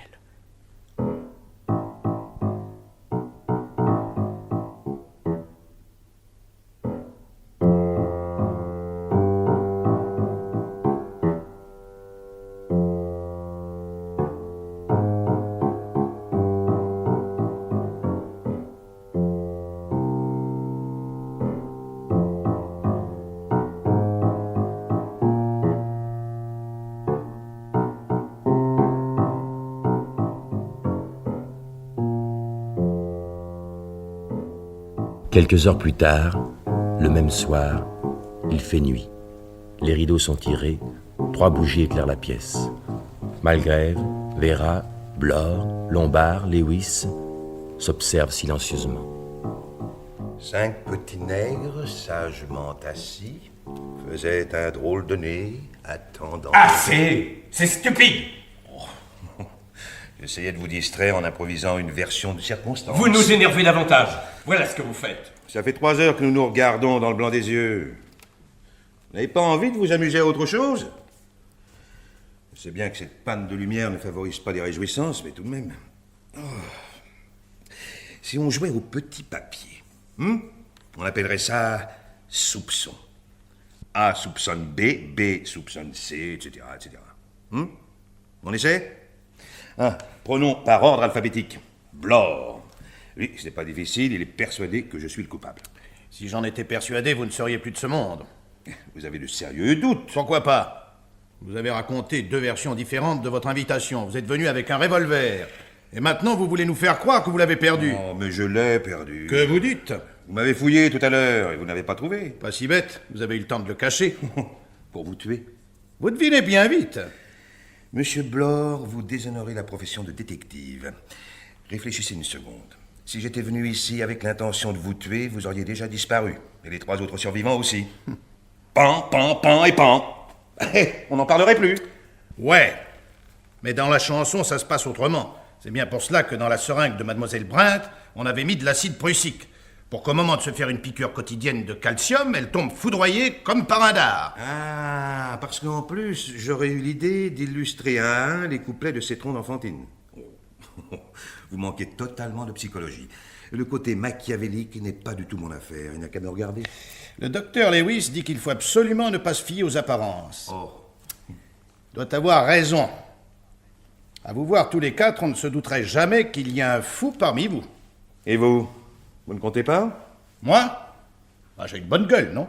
Précisément. Oh, taisez-vous donc. Vous êtes toujours à discuter. Agissons! On ne viendra pas nous chercher si nous restons affalés dans nos fauteuils à ressasser les mêmes histoires. Qui m'aide à allumer un feu sur la falaise? Il sera tout de suite inondé, votre feu. Bon, mais quand la pluie aura cessé, alors nous pourrons essayer. Mais nous serons morts avant. Mais non. Le temps se calme, il fera beau demain. Demain, nous ne serons plus de ce monde. Sauf celui qui... Non. Moi, je ne veux pas. Ce n'est pas ma faute. Je ne l'ai pas fait exprès. De quoi parlez-vous? De la mort de Jeanne. Comment s'appelait-elle déjà? Cobel ou Carrel, je crois. Je buvais trop en ce temps-là. Surtout que j'étais chirurgien. Je l'ai opérée étant ivre. Une belle fille. Elle avait 3 fois rien. Je l'ai tuée. Ah, décidément, nous sommes entre gens bien. Mes aides et les infirmières m'étaient dévouées. Ils n'ont jamais rien dit. Ça m'a guéri de la boisson et de la chirurgie. C'est alors que je me suis spécialisé dans les maladies nerveuses. 2 femmes du monde guéries et ma clientèle était faite. Pas de chance, d'aussi beaux résultats anéantis par notre cher Onim. Est-ce que vous allez finir? Toujours vos sarcasmes. Oh, si je pouvais vous faire taire, je vous assure que je... quel aveu! Dites-lui de s'arrêter, je ne peux plus l'entendre, il me rend fou! Et puisque votre ironie est pénible au docteur Lewis, faites un effort. C'est bien. Excusez-moi, docteur. Sans rancune. Cette inaction me met les nerfs à bout. Nous avons pourtant adopté la seule conduite possible. Chacun de nous a été fouillé, nous n'avons ni armes ni poison. En ne nous quittant pas, en nous observant continuellement, rien ne peut nous arriver. Il faut que nous mangions, que nous dormions. Cette situation ne peut pas durer éternellement. Pour une fois, je suis de votre avis. Le seul espoir de l'assassin est d'isoler l'un de nous. Tant que nous restons ensemble, c'est le salut. Le salut. Quelle heure est-il? 8h30. Seulement. J'ai une faim. Je vais ouvrir quelques boîtes de conserve. Mais vous ne bougerez pas d'ici. C'est ce qui a été convenu. Non, jamais je ne toucherai un plat que vous aurez préparé. Je ne tiens pas à mourir empoisonné. Vous me suspectez? Ah ben, mettez-vous à ma place. Non, c'est bien. Nous ne mangerons pas. Vous pensez à tout, monsieur le magistrat. Et pourquoi un cerveau aussi parfaitement organisé que le vôtre n'aurait-il pas inventé toutes les machinations de cet insaisissable anonyme? Oh, je ne discuterai pas, capitaine. La moindre friction au point où nous en sommes risquerait d'entraîner des catastrophes. Je suis incapable de penser à autre chose. Je passe mon temps à vous regarder et à me demander lequel de vous quatre a le plus l'air d'un criminel. Vous, Blore, vous avez des yeux de bon chien, une trogne épanouie, un regard un peu simplet. Oui, dites donc. Non, je ne vous crois pas capable de combinaisons trop savantes. Ça, vous me prenez pour un imbécile? Non, pour un policier seulement. Le docteur, lui, est un grand nerveux, le premier de ses malades. Il n'aurait pas assez d'estomac. Vera, on serait capable. Je vous assure que ce n'est pas le moment de plaisanter. Je ne plaisante pas. Vous avez su vous ressaisir. Vous paraissez volontaire, tenace. Mais je vous crois très équilibré. Tué, oui, mais pour une raison déterminée et sans cette mise en scène. Puissiez-vous convaincre nos compagnons? Alors, inévitablement, vous en venez à m'accuser. C'est du parti pris. Ou de la logique. Avez-vous pensé à une chose? Je le crains. Depuis le temps que nous sommes là à réfléchir. Qui nous prouve que c'est un policier? Voyons, il n'a qu'à regarder ses pieds. Oh, c'est malin. Et vous, Malgrave, quelle est votre idée? Nous avons chacun notre coupable en tête, sauf vous. Sauf vous, en somme. Je l'ai depuis longtemps, et je n'ai pas changé d'avis. Qui est-ce? Le moment n'est pas venu de le dire. Dans l'intérêt du criminel ou dans l'intérêt des victimes? Dans notre intérêt à tous. Bon, si on allait manger un morceau à l'office, Non. Restons ici. Rien ne peut nous arriver dans cette pièce. Oh, et puis j'ai pas faim. Moi non plus. Allez, vous empiffrez tout seul, Blore. Je vais vous chercher une boîte de biscuits. Entendu. Oh, Blore. Quoi? Une boîte qui n'est pas été ouverte, naturellement.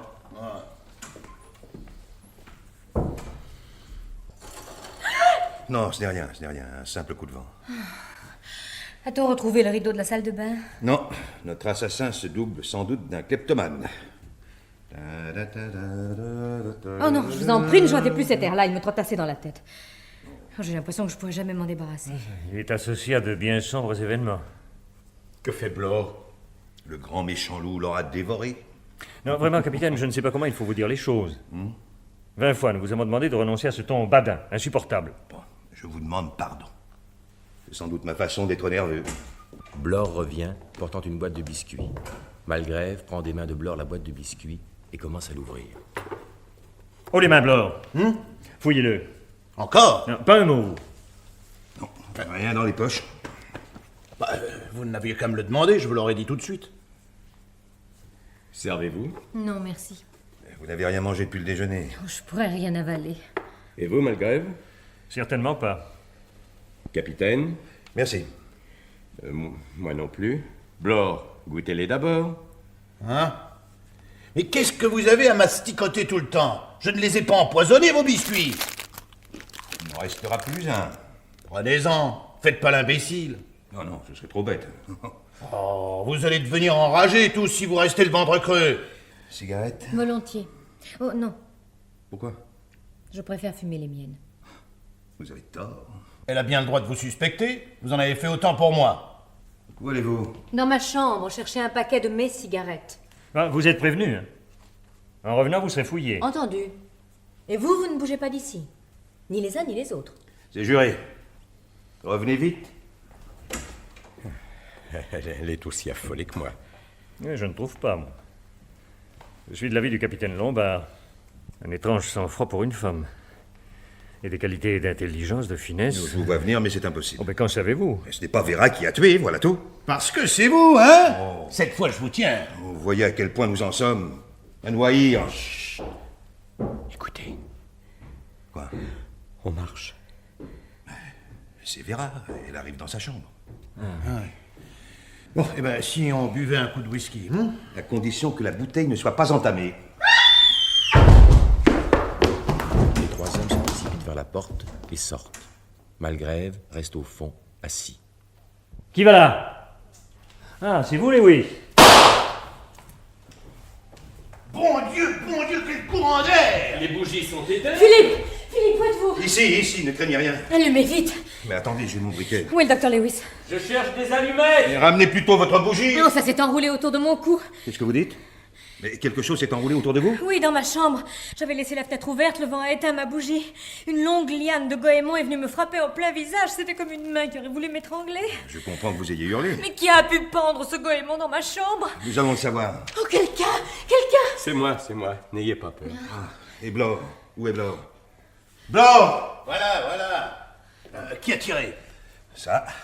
Dans la pâle lueur de la bougie, on voit Malgrève au fond de la pièce, assis près de la baie. Blore allume sa bougie à celle de Lewis et découvre alors Malgrève. Sur ses épaules est drapé le rideau rouge et à la tempe, il a un trou noir d'où coule un peu de sang. Une balle dans la tête. C'est vous trois! Vous m'avez laissé chercher mes cigarettes pour être seul. Assassin! Vera! Assassin! Vera!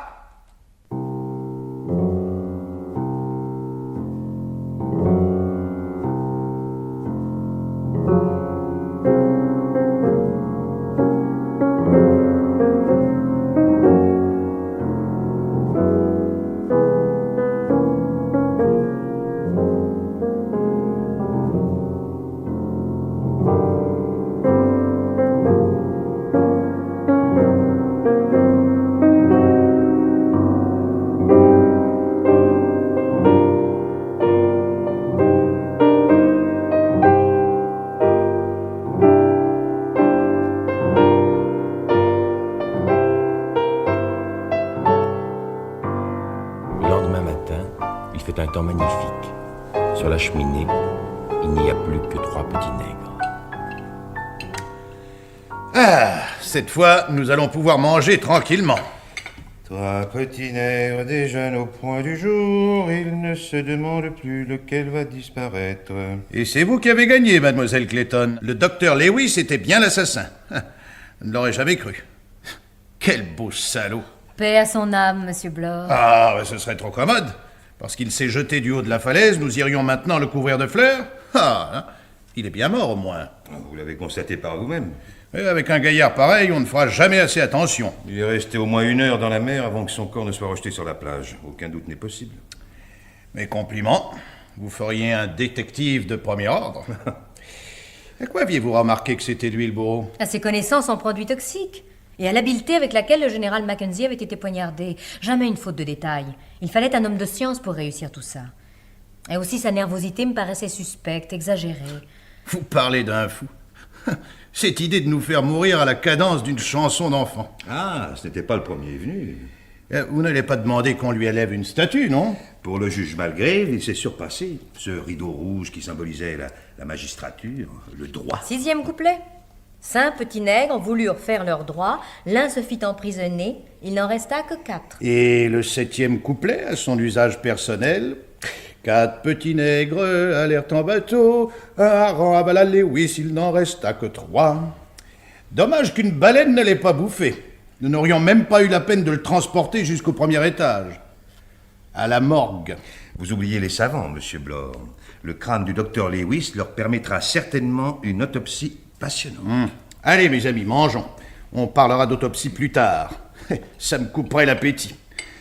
Enfin, on va prendre un repas tranquillement. Le premier depuis qu'on est arrivé. Oh, j'ai une de ces faims. Rien de tel que les émotions pour vous creuser l'estomac. On a de la chance tous les 3. Ah, ça s'arrose.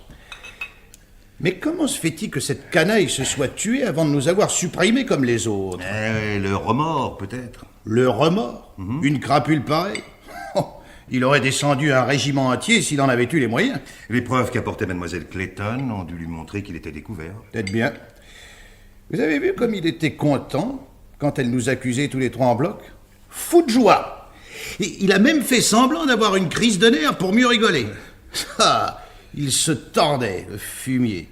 Heureusement que mademoiselle Clayton ne s'est pas entêtée trop longtemps à nous mettre dans le même sac. J'étais tellement sûr que ce ne pouvait être que lui.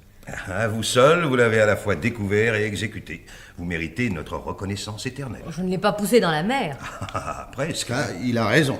Quand vous avez répété tout ce que vous lui reprochiez, il a changé de couleur. Je connais ça. Les pires criminels ont une autre tête dès qu'ils passent aux aveux. On nous croira, au moins. Qui ça? La justice. Elle va nous soumettre à de rudes interrogatoires. Non mais vous vous rendez compte? 7 cadavres sur les bras.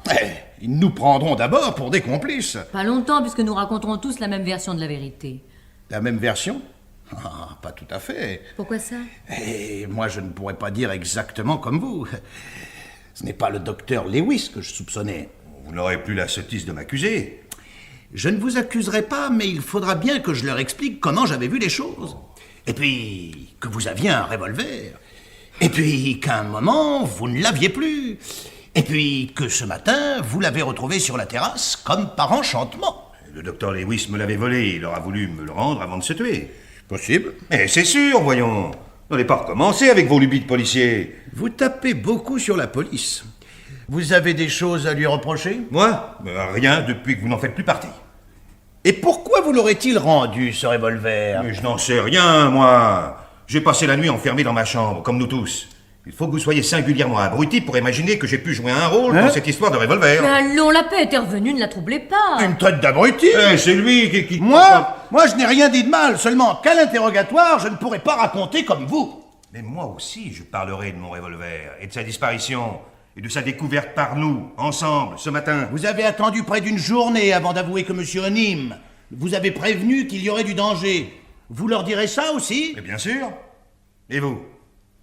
Est-ce que vous leur répéterez que la voix vous accusait d'être pour quelque chose dans la mort de Jacques Simpson?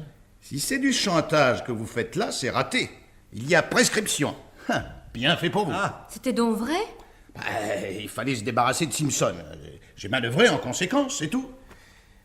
Au fond, je suis comme vous et les autres.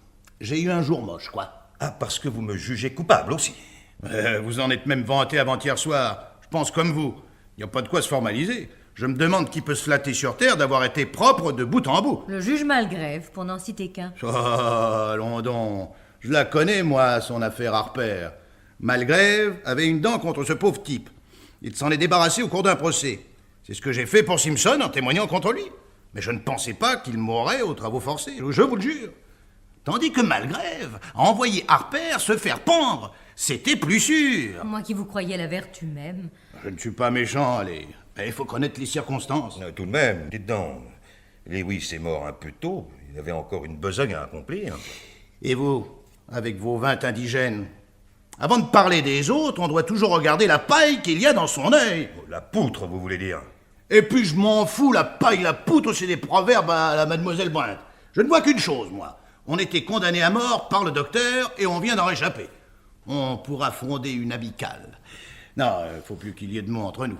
Allez, jetez votre revolver et trinquons ensemble. Décidément, mon revolver vous inquiète beaucoup. Mais je n'aime pas ces engins-là. Il faudrait que je veuille m'en servir. Et quelquefois, ça part tout seul. Alors, nous ne serions plus d'accord avec la chanson. Oh, la chanson, hein. Tous les meurtres ne se commettent pas en musique. Alors, où est-ce qu'il en serait, ce fou? 8e couplet. 3 petits nègres allèrent au zoo, un gros zoo.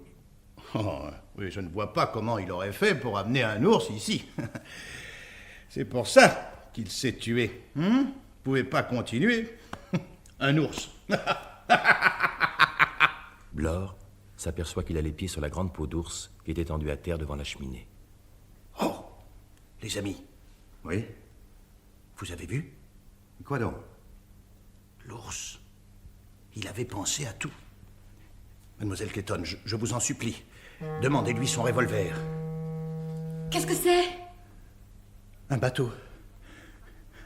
Un bateau! Oh, Kelvin! On vient sûrement nous chercher. Il faut lui faire des signes. Blore se précipite sur la terrasse, suivi à distance de Vera et de Lombard. Soudain, un objet lui tombe sur le crâne. Il s'abat d'un coup. Mon Dieu! Lombard tire son revolver de sa poche, regarde Blore, puis la mère, ferme la porte-fenêtre et revient lentement. Pauvre Blore. Mais comment? Qu'est-il arrivé? Un vulgaire piège. Un fil de fer tendu à 5 cm du sol. Un poids qui est tombé dès que Blore a heurté le fil. Et lui? Le crâne défoncé. Comme poids, on s'est servi du gros ours en bronze qui était dans l'entrée. Un ours? Alors, Hein? Le 8e couplet, oui. il n'en resta que 2. Mais vous ne m'aurez pas, moi, vous entendez? Est-ce que le bateau se rapproche? Non, ne bougez pas! Ne bougez pas ou je tire! Philippe! Ah non, non, ça ne prend plus. Mais qu'avez-vous? Depuis que nous nous sommes rencontrés sur l'embarcadère, vous avez fait du charme avec moi, pour mieux m'endormir. Parce que vous pensiez bien que j'étais le plus redoutable, hein? Alors pourquoi ne pas m'avoir supprimé le premier? Mais Philippe! Oh, c'est fini, je te dis! Un geste et je t'abats. Tu n'auras même pas les honneurs de la cour d'assises. Malgré était de mon avis. Tu avais trop de sang-froid pour une femme, malgré tes frayeurs de petite fille, auxquelles je me suis laissé prendre parce que je t'aimais, là. Pauvre idiot d'amour. A-t-il fallu que j'aie le coup de foudre? J'étais comme arrivé à te trouver les yeux candides, francs, des yeux comme on en voit rarement aux femmes, et qui me plaisaient. Pauvre idiot. Mais Philippe, vous ne croyez pas que... Ah non, non, ma belle, je ne crois pas. Je sais. Dans d'autres circonstances, je te ferais peut-être des compliments. Le dernier piège avec l'ours, ça, c'est une trouvaille. Mais écoute-moi bien. Si dans 1 heure, aucun bateau n'est venu nous chercher, je te descends. Je ne veux pas apprendre à quelle sauce tu avais décidé de me croquer. Au 9e couplet, il s'agit d'un bain de soleil, d'une grillade. Tu es capable de mettre le feu à la maison dès ma première défaillance. Mais avant, il y a une chose que je veux savoir. Qui était ce Pierre McNeil dont le disque a parlé avant-hier soir? Puisque ton ami Lavoie n'a sorti que des vérités, tu t'es peut-être amusé à nous narguer avec un premier crime que tu avais commis dans le temps pour te faire la main. Mais parle ou je tire. Qui était Pierre McNeil? Un enfant dont j'étais la gouvernante. Et tu l'as tué? Non, pas moi. Qui alors? Hugh McNeil, l'oncle du petit. Pourquoi? Une affreuse question d'héritage. Et comment il était humilié? J'aimais Hugues. Oh, bravo. Et vous avez croqué le magot dans les bras l'un de l'autre, j'espère? Je me suis sauvée tout de suite après la mort de Pierre. Où est-il mort, ce gosse? Au bord de la mer. Décidément, la mer t'inspire. J'étais allée faire une course en ville. Quand je suis revenue sur la plage, Hugues avait permis au petit de nager, mais trop loin, exprès. Je me suis précipitée. Hugues a voulu me retenir, j'ai crié, je me suis jetée à l'eau. Quand j'ai rejoint l'enfant, il s'est évanoui. J'ai fait tout pour le ramener vivant. C'était trop dur. Pas mal joué, ta scène d'émotion. Et je vous jure que c'est la vérité. Et tu n'as jamais rien dit à Vous personne? ne m'aurez pas cru, Hugues était connu, puissant. Ouais. Mais tu ne l'as jamais revu? Oh, il me faisait horreur, autant que je l'avais aimé. Oh, pas de littérature, je t'en prie. Mais puisque c'est la vérité... Bon, admettons. Vous calmez maintenant. Calmez. Vous ne croyez pas sincèrement que j'ai pu commettre tous ces crimes. J'étais le plus acharné à vous défendre, mais ce matin, quand j'ai ramassé mon revolver sur la terrasse, il n'y avait pas de fil de fer. Malgrave était mort, Lewis est mort, et Blore ne s'est sûrement pas suicidé. Il ne reste plus que vous. Et vous?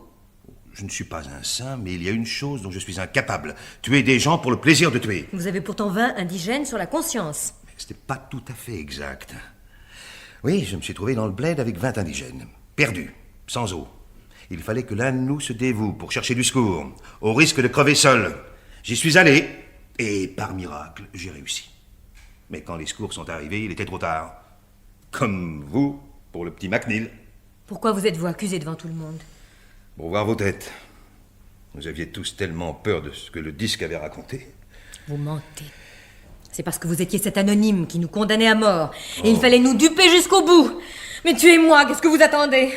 Qu'on vienne me délivrer de vous. La justice vous supprimera dans les règles. Oh. On verra. Vera. Il la reçoit dans ses bras. Vera. Aussitôt, Vera arrive à s'embarrer du revolver et se dégage. Oh, les mains! Oh, petite garce. Je l'ai échappé belle. Vous savez bien que ce n'est pas moi. Ne faites pas l'innocent. Il y a un instant, vous vouliez me tuer comme les autres. Je devais être la 9e victime, la plus crédule. Je m'étais laissé faire la cour comme une fillette. Tout ce que vous m'avez dit sur votre prétendu amour, je le prends à mon compte, mais moi, c'est vrai. Je vous aimais, je l'avoue. J'avais confiance en vous. Jamais je n'avais connu cette émotion, cette douceur qui peu à peu me gagnait. Oh, imbécile que j'étais! Vera, pourquoi faut-il que nos aveux se fassent à un revolver à la main? Si vous avancez d'un pas, je tire! Puisque nous nous aimons. Il s'avance, Vera tire, Lombard tombe. Vera lâche le revolver qui tombe à portée de main de Lombard. La porte de droite s'ouvre lentement et Malgrève paraît, une corde à la main. Et voilà. Chut, silence. Silence ou je fais évacuer la salle. Non, ça va être fini. Mes petits nègres ont parfaitement joué leur rôle. Merci, mes petits nègres. Non, non, ne craignez rien, chère mademoiselle Clayton, votre affaire sera réglée ici. Vous avez cru que j'étais mort. Mais j'avais en effet persuadé le docteur Lewis de vous en convaincre. Je lui ai raconté qu'ainsi je serais plus libre pour vous surveiller et trouver l'assassin. Il a accepté. Il avait tellement peur. Et puis, ce matin, quand il est venu à mon rendez-vous sur la falaise, je n'ai eu qu'à le pousser. Adieu, docteur Lewis. Voyez-vous, mademoiselle Clayton, à force de juger des assassins, le désir de tuer a grandi en moi. Mais pas tuer en envoyant la mort des criminels sans intérêt, comme je le faisais dans l'exercice de mes fonctions. Il me fallait plus. Beaucoup plus.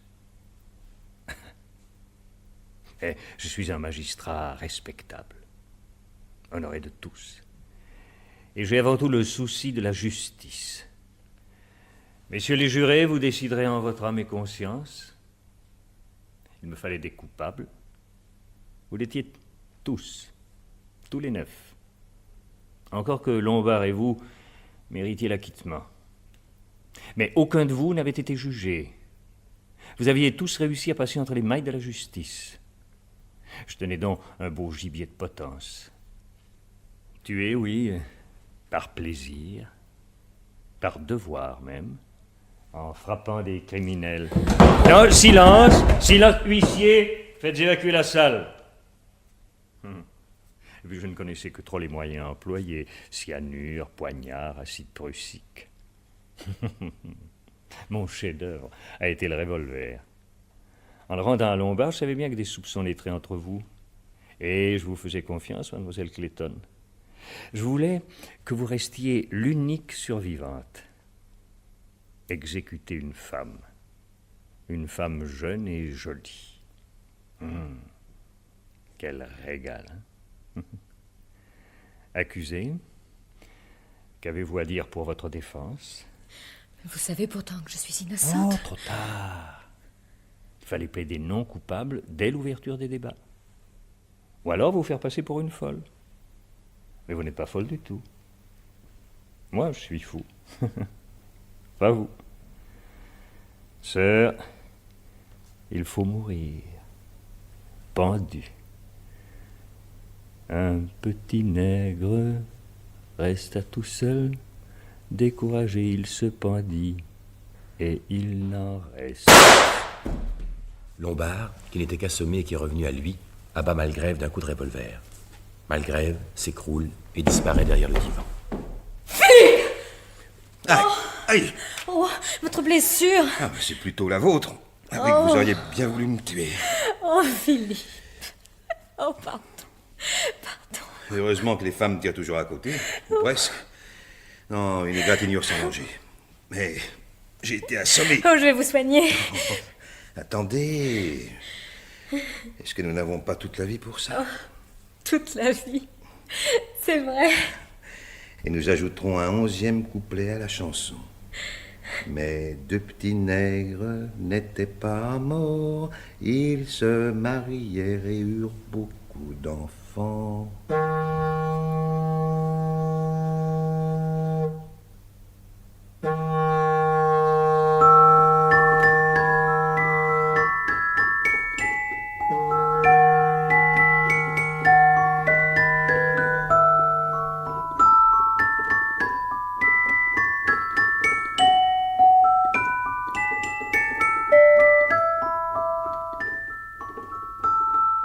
L'ORTF et la Comédie Française viennent de vous présenter Les 10 petits nègres, pièce en 3 actes d'Agatha Christie, adaptation française de Pierre Brive et Meg Villard.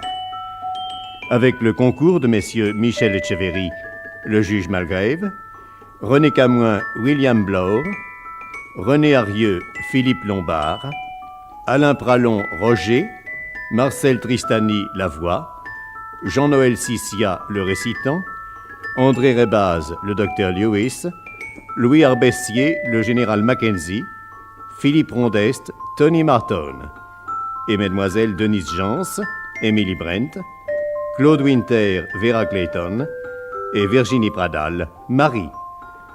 Improvisation au piano, Alain Margoni. Chef opérateur du son, Robert Lavoignat. Collaboration technique, Liliane Nouzel. Bruitage, Jean-Jacques Noël. Assistant de production, Jean-Claude Duval. Réalisation, Jacques Régnier.